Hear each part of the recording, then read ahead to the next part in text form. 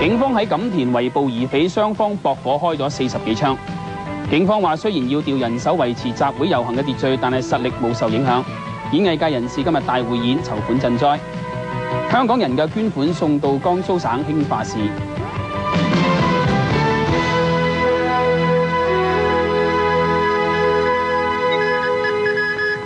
各位觀眾，警方今朝大規模出動喺元朗錦田搜捕一批涉及嚴重罪案嘅匪徒。匪徒用手榴彈反抗，雙方爆發激烈槍戰，開咗超過40槍，有2個疑匪中槍死亡。警方就拉咗5個疑匪，其中一個死者係被人劫走嘅犯人嚟㗎。警方又起出咗5支手槍同埋一批手榴彈。何富豪而家喺現場，何富豪交俾你同大家講下情況係點啦。好，唔該。咁警方目前仍然喺槍戰嘅現場，以及呢一間疑匪用嚟藏身嘅屋裏邊進行調查㗎。咁大約喺9個字之前呢，警方就喺屋裏面話再發現多一個手榴彈，咁氣氛係一度又緊張起嚟㗎。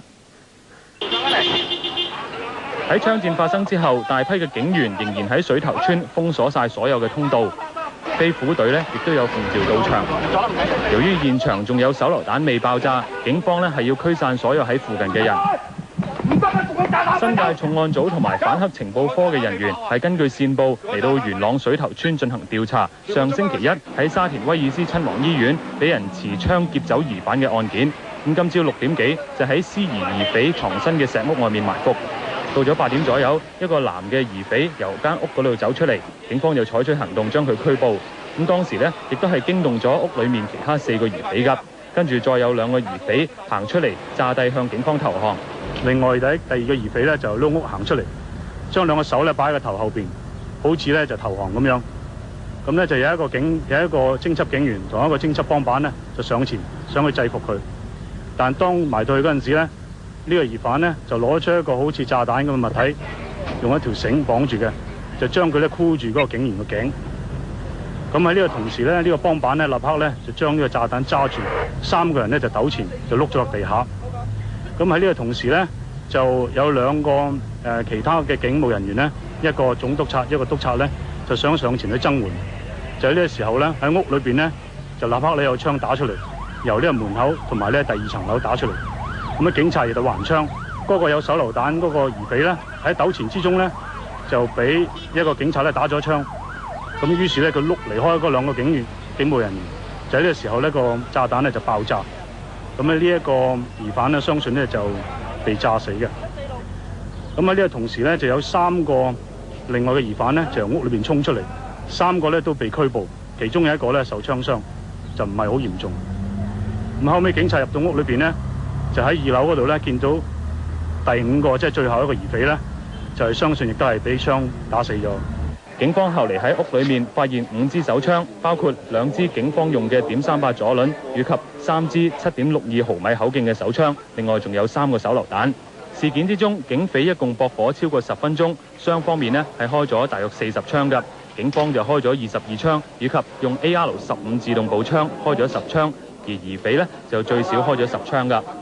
軍火專家話，現場留低嘅手榴彈分別係中國製造以及中蘇合製㗎，一般都係軍用㗎。由於威力好大，喺引爆之前氣氛都好緊張。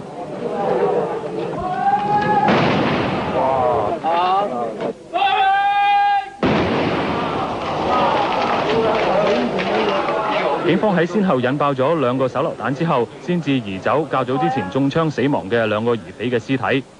警方後嚟證實，喺屋裏面中槍死亡嘅就係喺沙田威爾斯親王醫院俾人搶走嘅疑犯18歲嘅盧世安。而警方就喺疑匪接受治療嘅醫院嗰度採取咗極之嚴密嘅保安。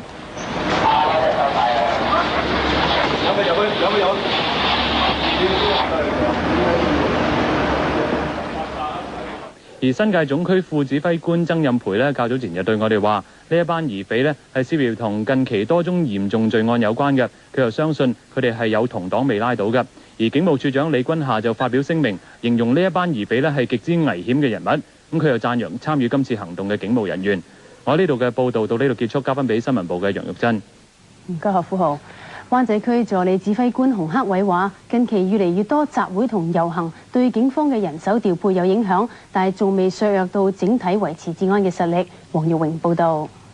我哋喺一個撲滅罪行展覽會後，灣仔區助理指揮官洪克偉話，大約有100名嘅警員喺跑馬地負責籌款活動嘅治安。警隊對於近年大規模集會同遊行次數上升，亦都好關注。無可否認呢，因為我哋警察處理嘅工作咧，都希望係防止同埋偵破罪案。如果係有遊行嘅時候呢，我哋係有需要咧，就係抽調額外嘅人手去維持呢啲治安嘅。亦都係因為呢個理由咧，變咗咧，如果逢係有大型嘅遊行咧，我哋需要係向其他嘅單位係借調人手嚟幫我哋手。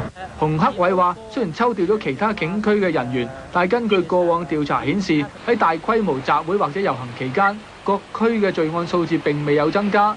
而目前嘅警力係仍然可以應付呢類嘅請願活動，包括較早時私家車車主遊行請願要求減稅。佢話：若果喺未來遊行數字係繼續上升，就要視乎舉辦者喺維持治安方面係咪同警方採取合作嘅態度，而活動係咪順利進行，先可以知道目前嘅做法仲係咪有效。至於過往警方拒絕過個別團體遊行申請，係因為呢類嘅遊行可能影響咗他人或者係交通，所以係拒絕。無線電視記者黃玉榮報導。